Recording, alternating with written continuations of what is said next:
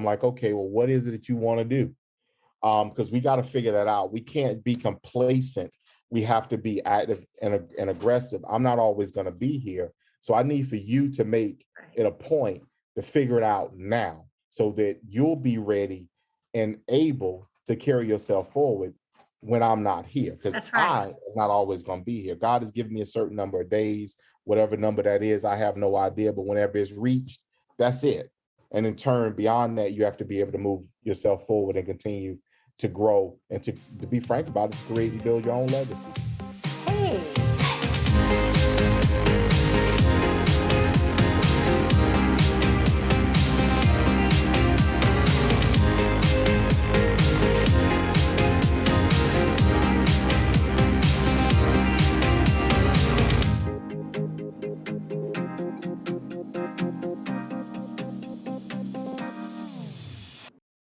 Hey everyone, welcome to another exciting episode of the most wonderful podcast ever. I'm your host, Melette. I'm America's most sought after real estate investor, and I have such a good show for you today. We're interviewing one of our wicked smart men.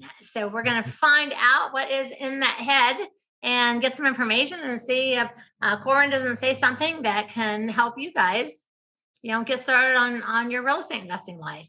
And our motto here at Dwanderful is people before profits. So if that resonates with you, we're at the right place, this is the right time, and we are the right people.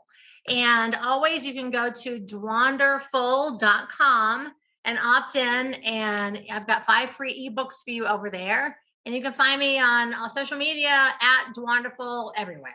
That's it. I'm all over the place. So my guest today is super awesome. We have Corwyn Melette. Corwyn, how are you today? I am phenomenal. How about you? You are. I love you have your thing up there. Exit Realty Low Country Group. Yes, always. So that's our brand. So we got to make sure we promote. I love it. And then so before I start doing that, so first off, we're gonna have toast. And we are both drinking the same water today. Yeah. Look at us. Kindred spirits. We have a plethora of water. So cheers. Thanks for being on my show today. And everybody, I want you to take a deep breath. And I want you to stretch. And clear your mind so you can listen and you can have some fun with us. Because when we take a drink and we take a stretch and we take a deep breath, it kind of clears our head so we can have some fun today. Because Corwyn and I have a super fun show for you. I was just on his radio show and we had so much fun. And we are truly kindred spirits. So we're gonna just continue the fun that we've been having already today. So first of all, I like to start off. I like you to tell us briefly who you are, what you do, and how we can get a hold of you. And then I'm going to backtrack that and ask you a bunch of questions.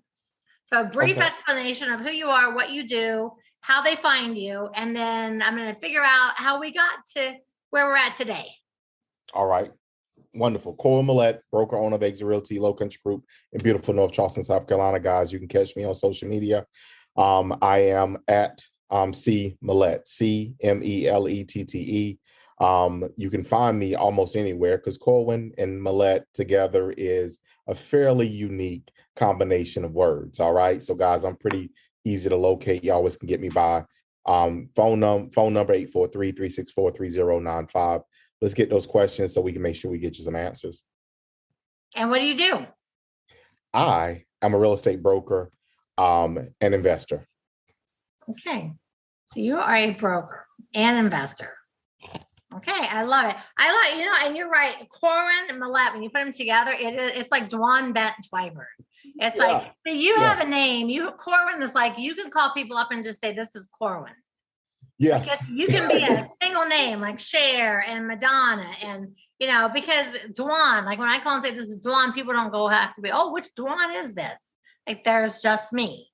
And you have I think your name's unusual. I don't even know if I've met anyone with the name Corwyn. I love that name. So I've met a few in my life. My son is one, but I gave him. He got that name, through succession, if you will. I remember being in the Bahamas one time and on a boat. And the tour guide, one of the tour guides on the boat his name was Corwyn. So it was hilarious. So every now and again, I'll bump into someone with that name. It's unusual. You know, my husband and I, we went on a cruise. Have you ever been on a cruise? Yes. Okay, so you know at the end of the cruise how there's a guy that has all the luggage in like these giant luggage racks and they're rolling them down the street. Okay, so we're getting off this cruise like about a decade ago. And I hear someone say, Dwan, move to the left. And I'm like, somebody knows my name? So I start walking to the left. And then they go, Dwan, go to the right. And I'm thinking, who's talking to me? So I start walking to the right. And I hear like 3 or 4 times, Dwan, go here. And then I finally turn around. I'm like, who is calling my name? And they just all that. Listen, my name is Dwan. Who's calling my name? Well, the guy that was pushing the luggage, he's from Jamaica. He's black from Jamaica with dreadlocks. His name was Dwan. And I was like, no, it's not. So we got our driver's license out. It's spelled exactly the same. And I was like, oh my God, I just met my soulmate. And so his name was Dwan, same pronunciation, same name. And I was like, well, we are like salt and pepper shakers right here. So we took pictures, we put it on social media. Like we were so excited. I was like, you're the only other person I ever met with my name ever in my whole life. Hilarious. It was so funny because like we could not be polar opposite. And he was like 20, and I was, I was like, wow. It's like, oh, yeah, no, my mom loves that name. She named that, and I was like, never heard it before. So I was super excited, like to meet another one. That is priceless. Yeah, it is. It's definitely, it's always entertaining, to say the least. And it's funny how like you become friends on social media over such a thing. And then like a decade later, we still say hi. Yeah. It's so like just kindred spirits sometimes. Like when you were talking earlier, like plethora, I was like, oh, look at us. Like, that's it. We're right there together. That's so funny. All right. So I want to talk to you a little bit about what you do. So now you said you're in Charleston, North Carolina? Yep, in the Charleston area. And so do you do real estate anyplace else? So actually, yes. So, myself, my team, we cover the entire state of South Carolina. I'm licensed in South and North Carolina. I don't practice in North Carolina currently. And also looking at going ahead and getting my Georgia's license as well. Because real estate is more regional than it is local. People are everywhere. So, we commit ourselves to providing great service and helping people, making a difference and an impact. So wherever the impact takes is where we're going to go. So I like to service my home. I'm from a rural area, country town. And I believe that the folks there sometimes have been underserved in the past. So I service that area and that market as well as some other places in the state. Because we do a lot of affordable housing. That's something that I'm also very, very sensitive to. Work with developers and nonprofits who create affordable housing across the state. So we follow where the need is, if that makes sense. No, it does. When I first started, the people that listen to my show know my backstory, and you know a little bit now because we talked. But when I first started, I was like literally like a broke single mom, like for real. And so when I first started buying rentals, I learned about the Section 8 program. And so my very first rentals, I rented them out to Section 8 because what you have is you have a lot of women, mostly women. There's a few men, but it's mostly women, and they're in some kind of financial situation. And the purpose, and people don't know this, but the purpose of the program is that, and I've had a few people that go all the way through to the end. So the purpose of it is you have someone, they have multiple kids, they can't make it, they're on Section 8. So the government subsidizes or maybe pays their entire rent. And then it allows them to go to college. They're supposed to go to college. And then they get their degree. And then when they get a job, the government takes like this much out of their paycheck and matches it and puts it into an account for them. And then they work off the program and they buy a house and they get an FHA house. So that's like that's what it's set for. And so, but a lot of people, we all know people that like my stepsister is like a lifer on, taking advantage of the system. I was like, oh, girl, come on now. What are you doing? And like she raised kids and like they're on it, like, lifers. But it's a really good program and that's what it's set for. And so I like all my rentals are like that because I'm like, hey, listen, I was a broke single mom. I totally get it. Like, and if you've got 4 or 5 kids, then, I had one, which was still tough. And some people don't have the opportunities. And so I have from day one wanted to work that and help with that. And I've had so many of my girls, but here's what happens. They live in my rental, they go to college, they're raising their kids, and they get out, they get a job, and then they save up their money, and the government, they're like, hey, you're ready to buy a house, and then they want to buy the one they're living in. It's like, but that's my rental. And so I've had like 3 or 4, oh, come on, Dwan, I've been living here for like 8 years, and I raised my kids, like, this is our house, I can buy a house, and I'm like, oh. And so I actually sold them. I sold them. And I hated it. The first one asked me, Jackie, I was like, no, this is my favorite rental. And she's like, I know, but I'm your favorite tenant. And like, I can buy a house now. And I was like, well, I got to practice what I'm preaching because, she went through the whole thing. And so I sold my rental. And I was like, shoot. But she still owns the house. You know what? She owns this house like 15 years later. She still lives there. Oh, that's awesome. Oh, that's a great story. So I love doing it. I love, I don't know. I just love the whole, and people are always like, Section 8. And I'm like, if you knew what it was really about, you would love it. It's like, and like affordable housing and like all the things like that. There are so many people that are underserved in our country. You're right. So many people, all walks of life and all over the country, like everywhere. So underserved. Yeah, exactly. I love that you have a heart for people. Have to. I believe we're all given a life of service. I believe we're supposed to be in service to other people. And in turn, if we're not, then we're not exercising our God-given purpose. And that is important to me. That's very important to me. Yes, it is. God gives us all the stuff, all the everything. I'm all about being a Christian and talking about, even on Sundays on my podcast, I do a 15-minute thing on Sundays called Business by the Book. I do just a short Bible study and kind of say, okay, this is what God says about making money and how you treat people, and this is how you do it. And this is, that's it. Because I think people, maybe that are not Christians are like, those crazy Christians, you know how people think. And then I think people that are sometimes sort of feel like bad if they make too much money or something. It's like, listen, there's no place in the Bible that God says, I want you to be poor and live on a dirt road and follow me. Like, there's no place in the Bible that it says to do that. And so I try to just enlighten people like, listen, God wants you to be successful and he wants to give you blessings and he wants you to have all this greatness, but you got to like do the right things, you gotta be good with a little to get a lot. Yeah. Just the parable of the talents, that's kind of been something that's been resonating with me for the last few weeks. And I've talked about it a tremendous amount, that God gives talents, and those talents are to be used in service to increase and grow the kingdom. And, you can be like the one servant who takes your talent and buries it in the sand or in the dirt, just to have it to quote unquote return. But God wants a return on the investor. He wants ROI.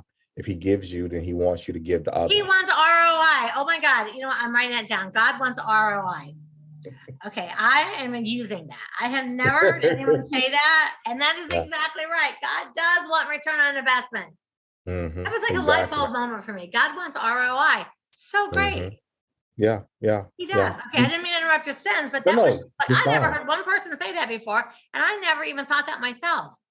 Well, most people are afraid to. I mean, we think about it.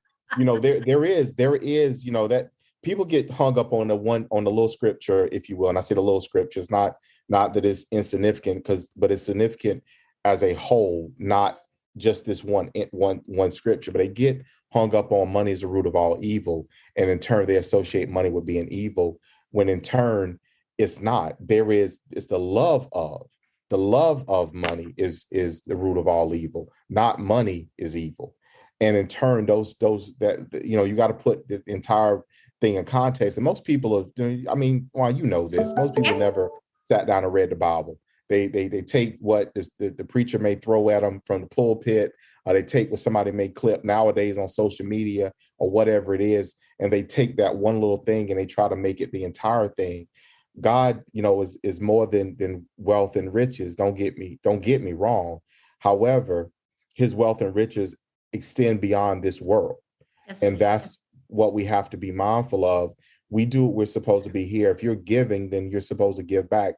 In the parable, the servant that took the talents, and doubled them, had given 5 and gave God back 10, that money was invested, if you will, to grow and increase the kingdom. The one that had 5, the one that had 2, they grew to 5 or whatever it was.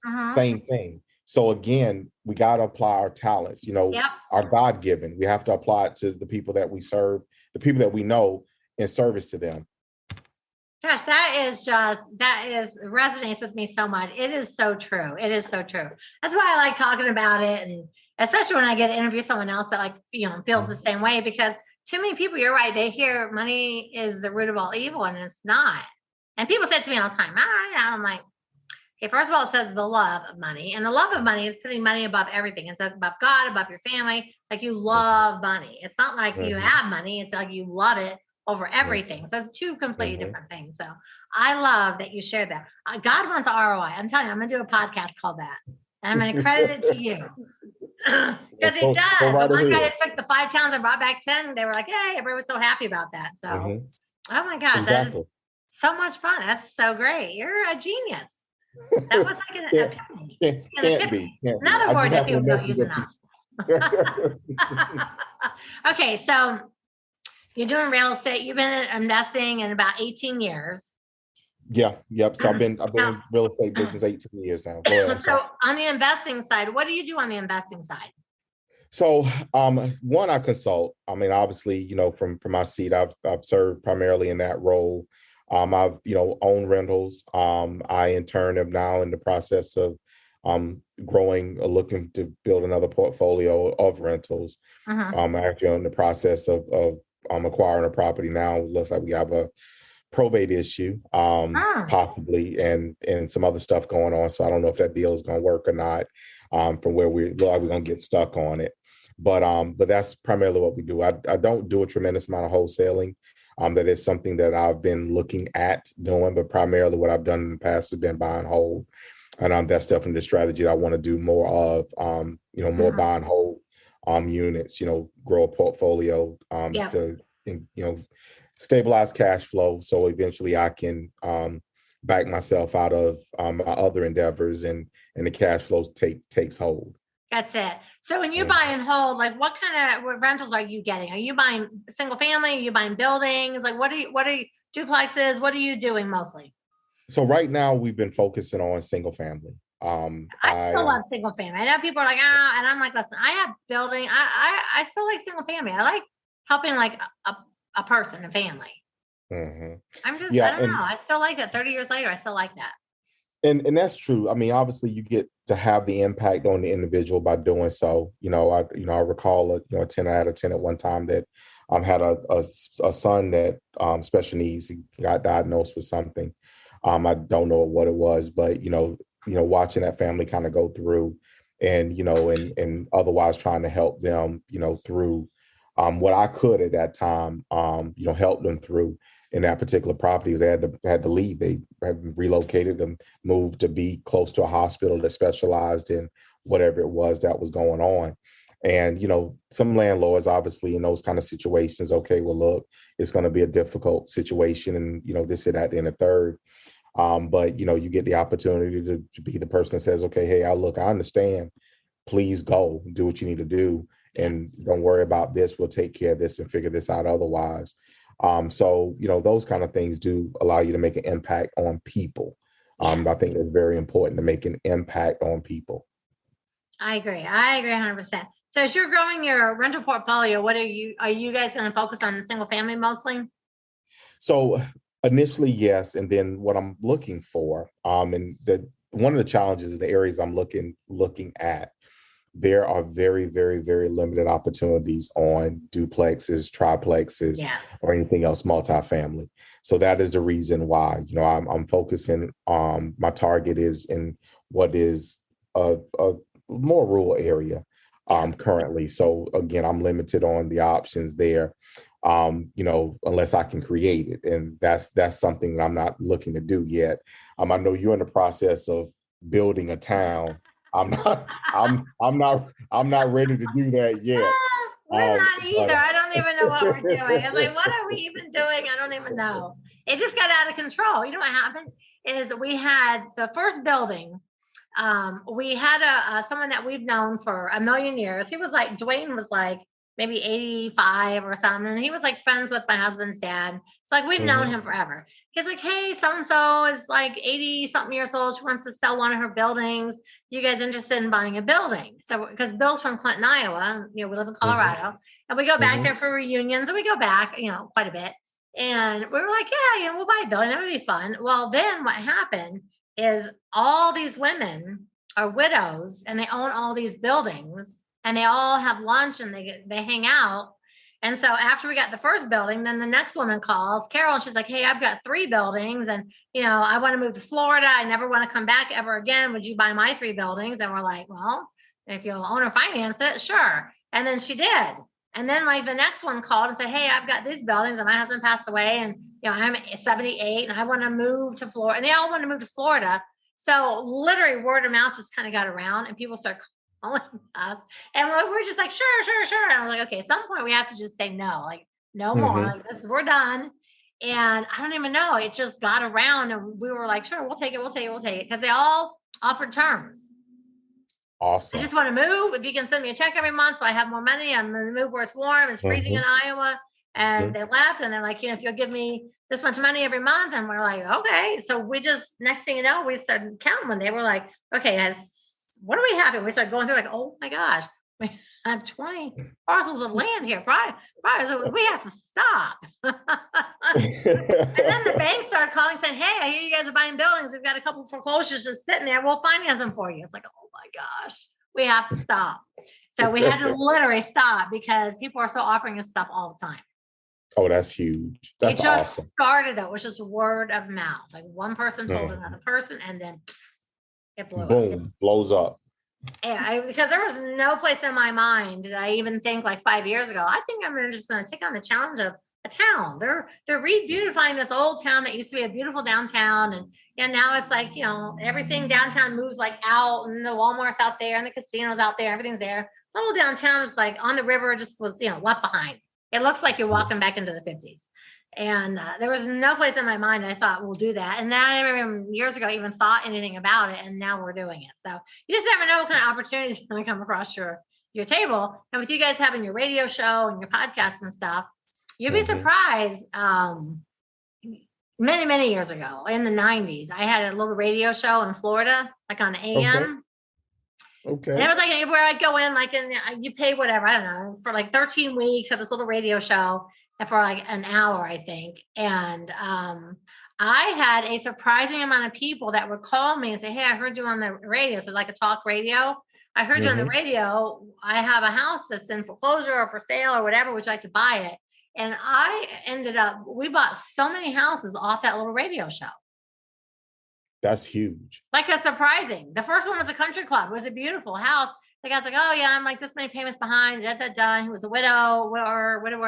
And so I looked at the house. I'm like, it was, and this is like, 25 years ago. It was like a $500,000 house, which is a big old house in a country club community. I was like, ooh, I'd like to live in this house. This is a nice house.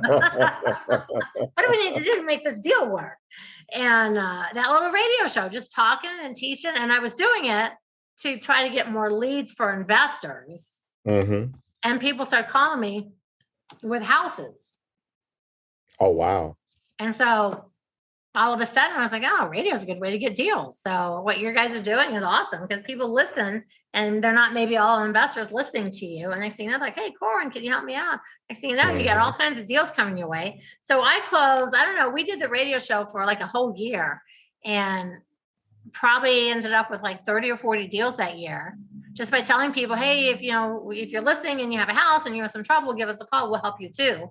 But we didn't start off like that because we were trying to get people like you that want to buy rentals. Like, hey, you want to buy rentals? You want to buy this? We've got properties. We're going to teach you about real estate investing. And after that first deal came along, we're like, you know what? Let's just tell people if they're in trouble, here's how we can help them a little bit. So we kind of just changed a little bit.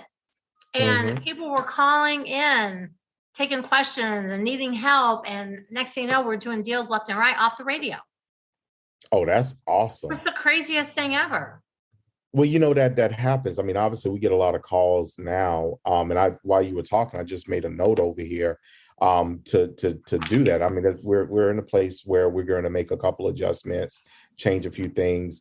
Yeah. And one of the things that's on my list was to actually kind of plug that in. But we get a tremendous amount of calls from people who wanting to purchase or, Yeah. otherwise. But, that's a great idea. So I You'd be appreciate surprised you. how many. Once we started, that first guy that called, and it was because I think in my mind, because it was such a big, fancy house, and it was in a country club. Somewhere in my mind, I thought rich people don't ever get into financial trouble.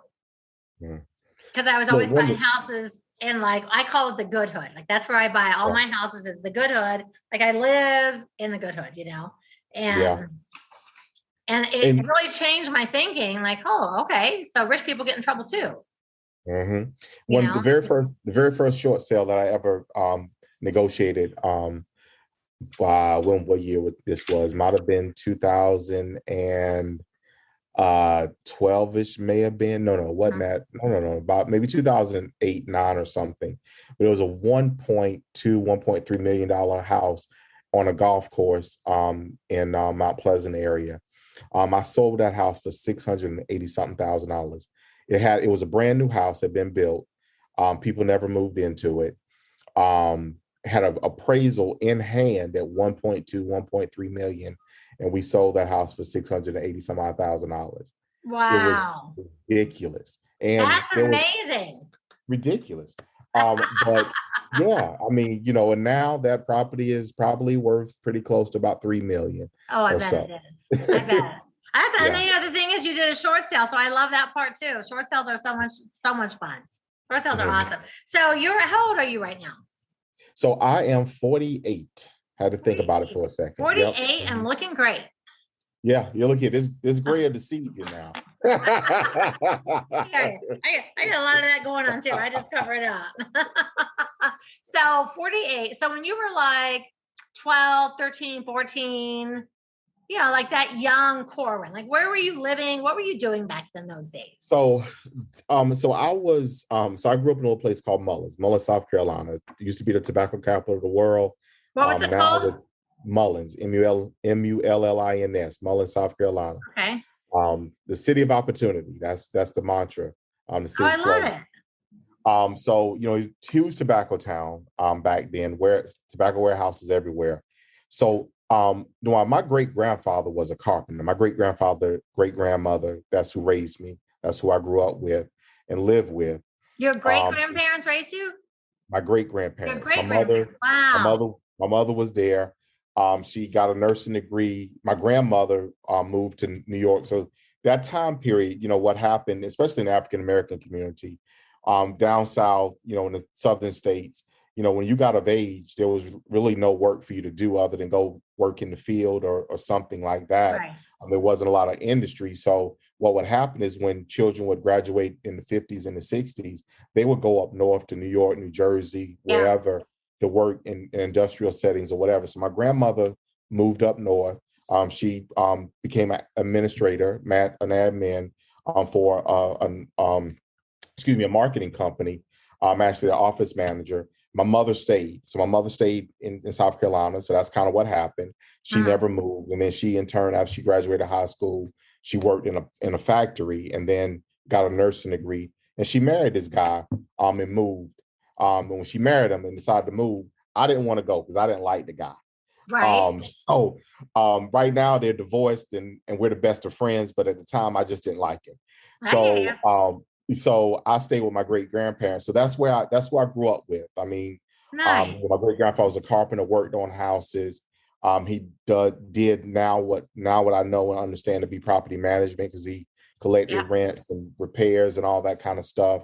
So I worked on houses. You see me, I'm a big guy, but I used to scuttle up underneath the houses. I used to be on roofs and all that stuff, helping lay shingles and doing work underneath and laying flooring and building walls and all kind of stuff. So, I did that most summers and school breaks for years as a young kid. So about 15, I worked in a tobacco warehouse for maybe a part of a summer, and then got a job at a grocery store. And then that kind of started me on my working life going forward. Nice. So back in that time period, 12, 13, 14, 15, 14, but when you're like a young teen, what's one of your favorite memories from that time period? So my favorite memory, and look, I know we're on a podcast, and I ain't gonna cuss, but I'll definitely will share. My great grandfather every Friday he would drop off his help. He had a helper, and he would drop his helper off at work, or I would go with him sometimes. And I'm gonna make you laugh in telling this story. I started driving cars at 9 years old. Oh my gosh. I was 9 years old, and I drove the car. So I would drive my grandfather to appointments, drive him all around town. I used to drive myself to school. I would drive to school. My grandfather would get out. Excuse me, I get out, he slide over, and then he go about his day. He picked me up in the afternoon. When he picked me up, I would go on the driver's side. He'd slide back over to the passenger side, and then I would drive us home and stuff in the afternoon. But on Fridays, he used to drop off, his helper. They worked half a day, and country slang is we knock off at noon. So at noon he'd knock off, go to the bank, get cash out, pay his helper, and take him home. And that afternoon drive home, after we drop his helper off, we stop by the store, and my grandfather would pick up a beer.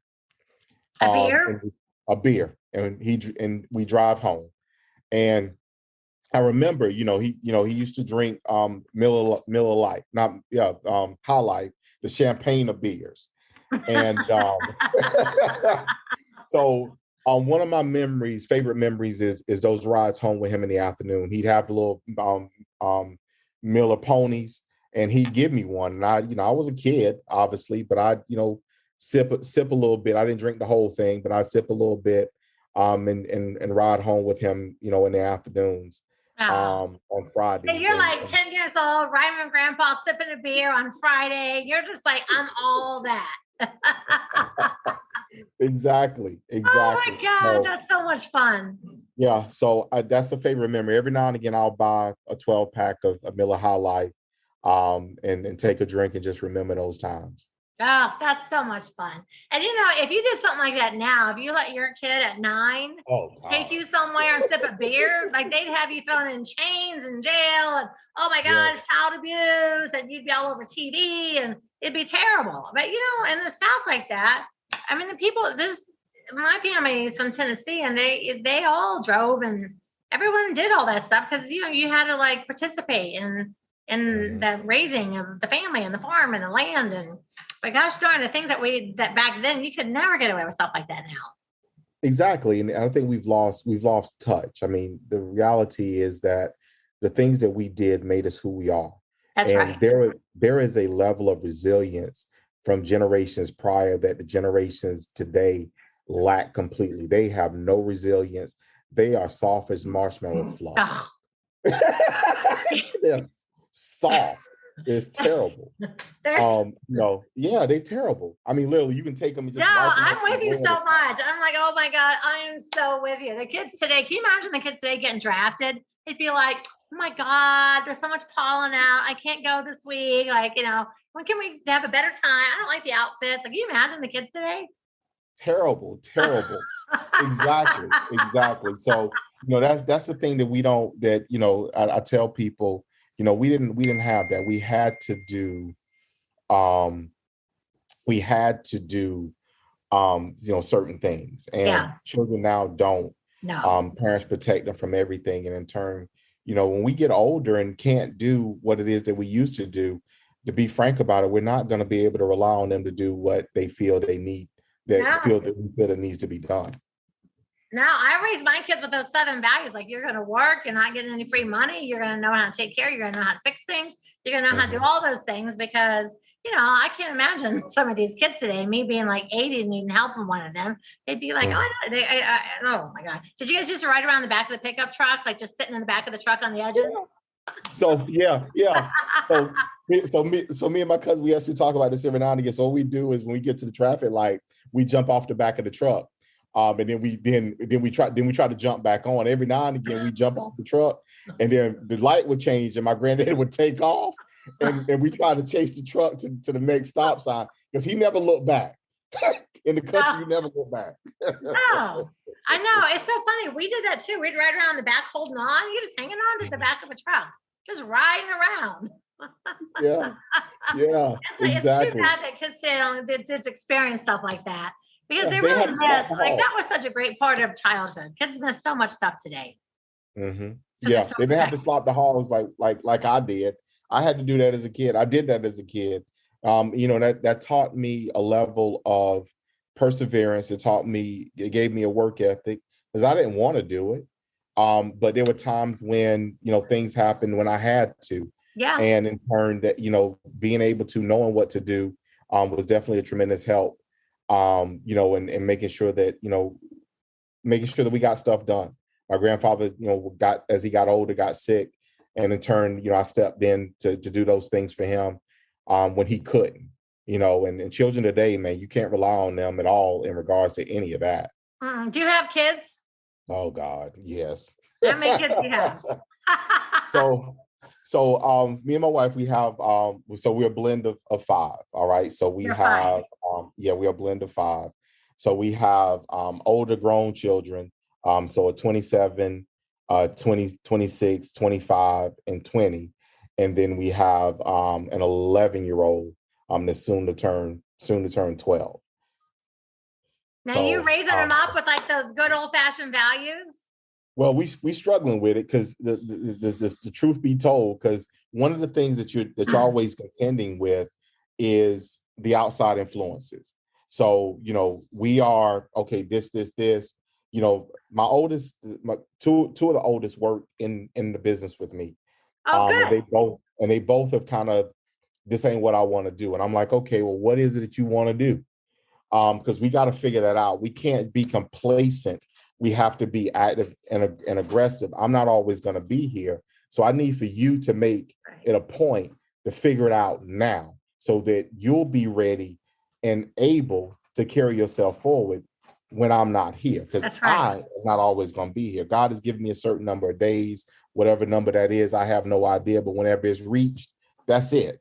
And in turn, beyond that, you have to be able to move yourself forward and continue to grow and to be frank about it, to create and build your own legacy. Yeah, yeah, you do. We brought our kids up in the business too, and they were a couple of them were like, I don't know, and they left, but then they came back because after they worked for other people, they were like, you know what, we don't like working for other people. And it's like, I could have saved you like the last 5 years, but that's all right. You got to go find your thing. Yeah, see, you know exactly what I mean. Yeah. Those ones in the 20s, they're like, I don't want to work with my dad, and they take off. But you know what? They loop back.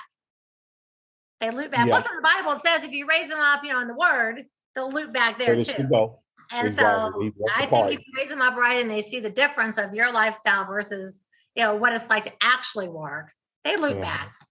All three of my kids have looped back in. We have 30, 33, and 37. They've all looped back. Interesting.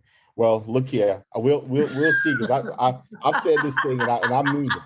I've said, look, either you can come in here and work with me and and move this business forward after I'm gone, or you can work for the person who has it afterwards. Whichever one you want. Because I'm building the business to sell it. So either you're going to take it over or I'm going to sell it to somebody else who is, and you can work for that person. Oh my gosh. That's so funny. That is so funny. So now where did you come along? You're like, what were you doing when you decided, I want to be in real estate investing? Like, where was that shift? So it's an interesting story. So the probably the deciding factor, I was looking at, I started reading, books, buying real estate with no money down and invest in real estate with no money and little money or what have you, all those concepts and stuff. And I was really, acclimating myself on Forbes and, Money Magazine, just really financially, all that stuff. So basically self-educating. And as I did that, it dawned on me like, you know what, man, this is what you need to be doing. You need to be helping. This is what you need. This is what you want to do. So that's the direction I went in. Then when I went in that direction, I looked up and I said, wait a minute. Well, then I can help people, because that's when I decided to go get my real estate license. I was like, wait a minute, I can help other people do what I want to do and make money doing that. And then also, and then also help myself as well, because this is about legacy. It's about legacy. So I invested a lot of time, a lot of time, a lot of energy, a lot of resources into serving other people. I mean, I still do.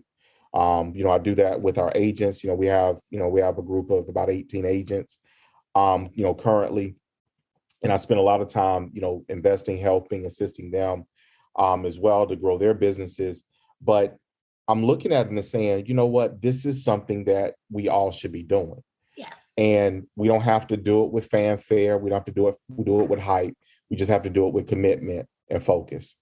So that was probably maybe my late 20s. It had to be, yeah, late 20s. I got my real Late estate 20s. license. Yeah, I got my real estate license when I was 30 years old. So that was late 20s when that epiphany kind of set in. Nice. I know, but that's so great because you have like that moment and you're like, you know what, I do want to do this. And now 18 years later, like you've got agents and you're helping people and you're building your generational wealth for your kids and your family. And it is really something when people finally take that step and they just step out and say, you know what, I'm terrified, but I'm gonna step out and try and do this. But like we talked about on your show, fear is such a big thing. Yes, it is. It is. It In is. all, I think in any business, in anything, I think people are scared to try stuff. That is very true. And in all things, I mean, oftentimes, there's some people that operate with, a degree of fearlessness. But there's some people that cultivate that degree of fearlessness. And fear is helpful. It keeps you on edge. It keeps you aware of what's going on around you. And you have to learn to utilize it. You have to learn to utilize it, to help you navigate the landscape that you intend to cross. Obviously you need to be aware of the pitfalls and, other things that may be approaching or otherwise that may be, of detriment to you. But outside of that, you need to be able to go. You need to go. And that's one thing that most people really get hung up on. They get stuck on, some people say stuck on stupid. It's not stuck on stupid. We just stuck on afraid. We're afraid to go. Stuck on stupid. That's funny. I haven't heard that for a long time. That's funny. Yeah. But people are, they're stuck on afraid. Yeah, I love that. they are. That's good. Really too. are. You have so many great things. I'm writing them all down. I'm like, I'm just gonna start quoting my friend Corwyn over here. Well, so what's your big picture? Like where do you, and I know it's like I'm not asking for like, what are your 5-year goals, but like what is your big picture that you would like to see happen with the business that you're building now? So big picture is multiple offices. We have one office now. We're eyeing on purchasing our second office before the year is out. And in turn, I'd like to get us grown out to about 3 to 5 offices scattered around the state of South Carolina, prior to, me, quote unquote, turning the reins over. The second part of that, or what accompanies that, is that we have a group of agents not only dedicated and committed to serving the community, because that's big for me, but they're also dedicated and committed to creating and building financial wealth. Our business model supports that, promotes that, as well as, assists in making that so. But I want our agents to be doing what we're talking about, Dwan. I want our agents to be investing in real estate. I want our agents to be growing their own portfolios, because this is a thing, and this kind of goes on the faith-based side. And I tell people often that the reality is there is a semblance in it all.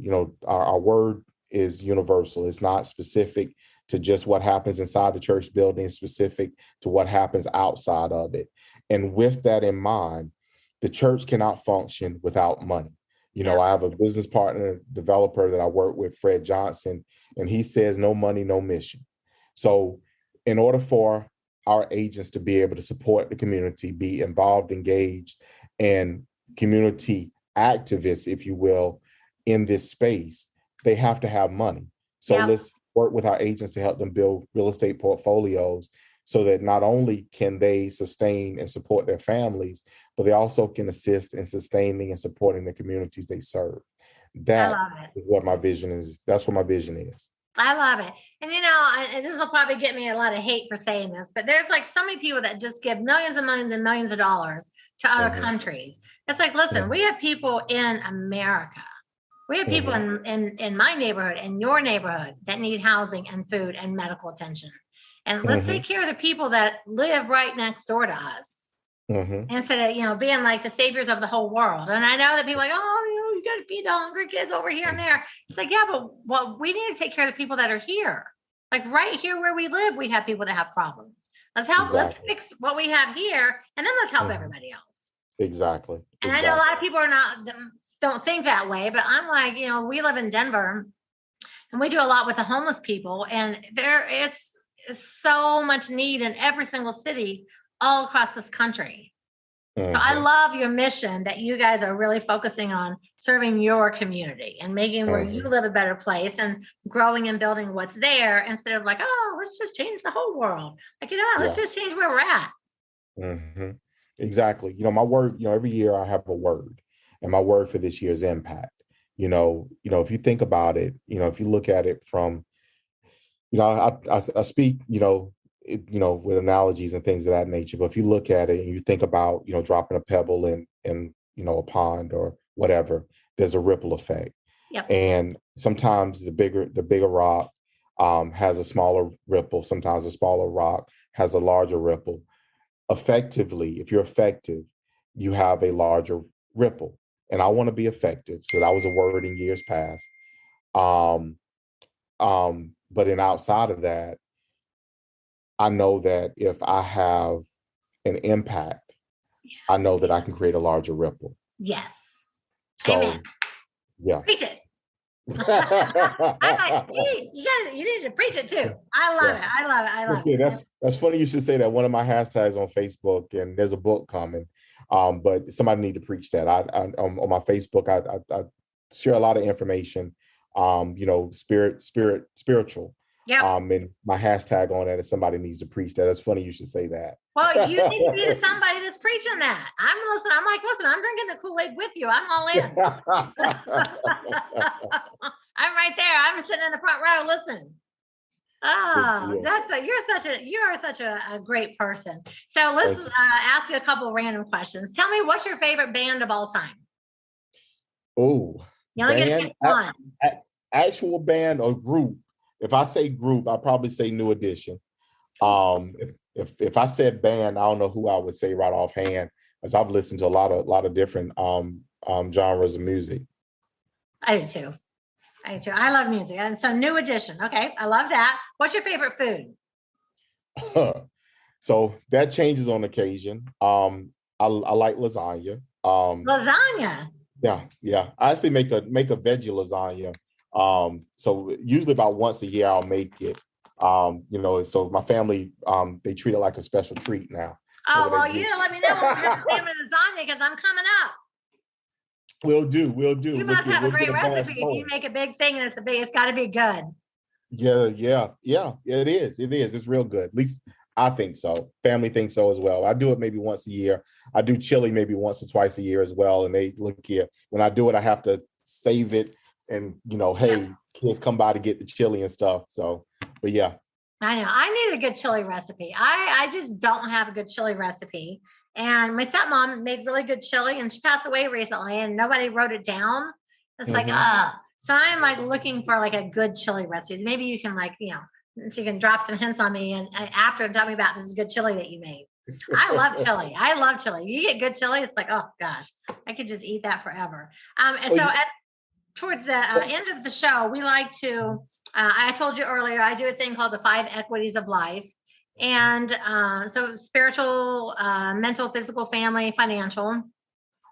And I always like to give out an equity and an assignment. And I ask everyone that listens to me on the regular, they know that I ask them to do whatever the assignment is just for 1 week. And if they feel like, hey, that added some value to my life, I'm going to keep doing it. Or like, I didn't really like that. At least they're sort of like shaking things up. Because I think like we just get sort of stuck, even like people like you and I, we still get sort of stuck. Like, we're going to work, we're working with our agents, you're doing this, you're doing that. And sometimes it's the same thing over and over and over and over. Even though it feels different, it's really the same thing. And so I like people to shake up something. So I love for our guests to give us our assignment for the week. So which life equity are you going to choose? And what are you going to ask us to do? So that's a good one. So Dwan, I'm going to choose family. Oh, okay. Family. I love it. And what I'm going to ask everyone to do is have dinner with the family. Oh. If you don't have family at home, sit down at a certain time and call whoever it is that is closest to you and have dinner over the phone. Oh, We have gotten away from that engagement, that level of engagement. yeah, we have. That is something that at my house, like my wife is old school in this, and I really appreciate it. She does not, she'll wait for me to get home to put for dinner. Yeah. And if I stay out long, then I got a problem. But nonetheless, you gotta be home for dinner. exactly, we eat together. I grew up, and I'm pretty sure you saw this. The family that prays together stays together. Oh yeah. Prayer is also in fellowship, and Yes. fellowship is at the dinner table. So take advantage of that. If you're listening to this and you don't have family, maybe you're, one side of the country, your family's on the other, sit down somewhere, call whoever it is, family, closest friend, whatever, and say, hey, look, for this week, this time, I'm gonna sit down at my house or this restaurant. You sit down at your house, that restaurant, and let's just have dinner together. Yeah. That let's make an impact. Let's slow down and take in each other. I love that. People just don't sit at the dinner table anymore.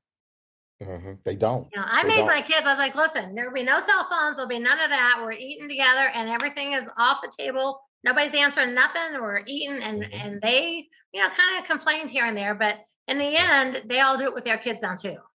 Mm-hmm. Exactly. Like, oh, so you mean when mom was making all those rules, now you're doing the same thing? Oh, how's that? So normally I ask my guests at the very end to give me like one actual parting word of wisdom, but you said your word is impact. Yes. Okay, so that's your word? Yeah, because I always tell people you have to give me like a single word of wisdom. Impact. And you said impact is your word. So do you want a different word for your word of wisdom, or are we going to stick with impact? We're going to stick with impact. Whatever it is you guys do for your listeners, whatever you do, make an impact on someone, make an impact on your community, make an impact on your church, make an impact on your family, whatever it is, make an impact. Nice. I love it. Let's make that our word. All right, so I take a lot of notes. So I call this session Inside the Minds of Today's Millionaires. So I'm going to do a little review, and I'm going to see if we were able to get inside your mind a little bit and kind of find out like what's happening with Corwyn. So your exit strategies, radioshow.com, and then you have exit realty low country group, and your real estate broker.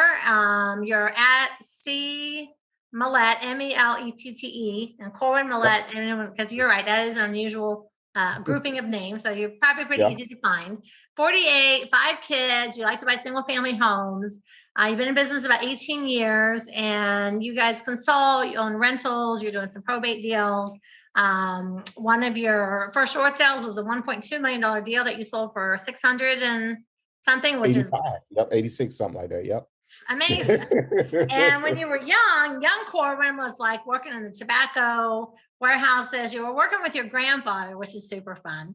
And he was teaching you carpentry, and you were under houses and doing all kinds of stuff. But really, you were really building a lot of memories and dreams, and you were building things to pass for generations.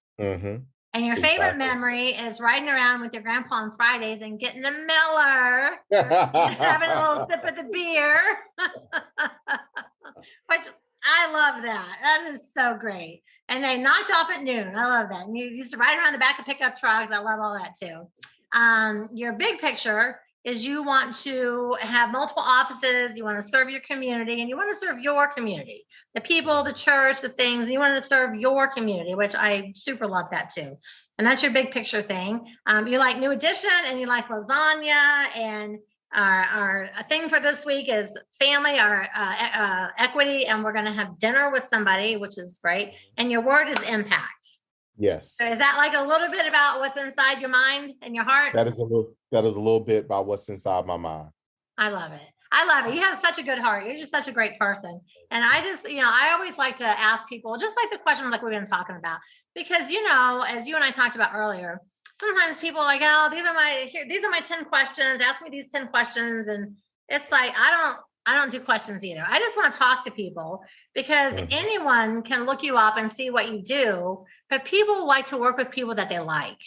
That's true. Very true. So I like to ask people questions and find out, like, what are you like inside? And then people can hear you and go, oh, Corwyn was on this show, but I know if he's on Dwan's show, she asked him a lot of questions. I'm going to listen to them over there so I can find out what's really happening. So people buy people before they buy product. You talk about people before profits, Yep. but people buy people before they buy product. Yeah, they do. So you got to be likable. You have to be the person you are, but you have to be likable before somebody will even engage with you. So yeah, you just have to resonate. And not everybody. I always tell people, like, listen, I'm certainly not for everybody. When I got crazy pink hair, some people are just like, and I'm like, hey, listen, I'm in my 60s. If I can just like be free and be who I want to be, like, what is the purpose of being in my 60s, And very so, true. and we're not all for everybody, but we're all for somebody. There's the right people that will come along and work with you, and you'll change their lives. And the right people come along and work with me, and I'll change their lives. But we're not all for everyone, and that's okay. That's what makes it a great place to live, where everybody's different, So I love that. So one more time, tell people how to get a hold of you. Guys, you can reach me any number of places. See Melette. I'm on. That's my Twitter handle, as well as my Facebook. Social media login or social media handles. I'm sorry, not login. Reach me by phone, guys. I'm 843-364-3095. I'm pretty easy to find. I don't hide from anybody. All right. So guys, please reach out if I can ever be of assistance or help with anything. Please feel free to reach out. We love on people because we know God loves us. Yes, God does love us. I love that you said that. All right. So folks, Dwanderful.com. We'll opt in over there, and I've got some free ebooks for you. And like Corwyn has a radio show, and we have podcasts, and we do that because we want to help educate you and teach you more about real estate investing and whatever it is that's on our heart. And we can't be successful without you. So if you like the show today, I want you to subscribe. I want you to leave me 5 stars and write an actual review. And on the days that I'm doing just myself, I always read reviews. So if you ever want to have a chance to have your review read, you have to leave one. And same with Corwyn. Go follow his show. Listen, he is a plethora of knowledge. That's our word for the day, plethora. He's a plethora of knowledge. And, you can listen and listen and listen, but you got to take action. So you got 2 people right here that will help you and love you and have a heart for you. So, you got to take action. And so I want to thank you so much for honoring me and being on my show today. It's really just been a pleasure getting to know you. Thank you. The pleasure was mine. We've had a great time. It was fun. All right. So everyone will be back next week. Same bat time, same bat channel. And remember that the truth is in the red letters. Okay. Ciao.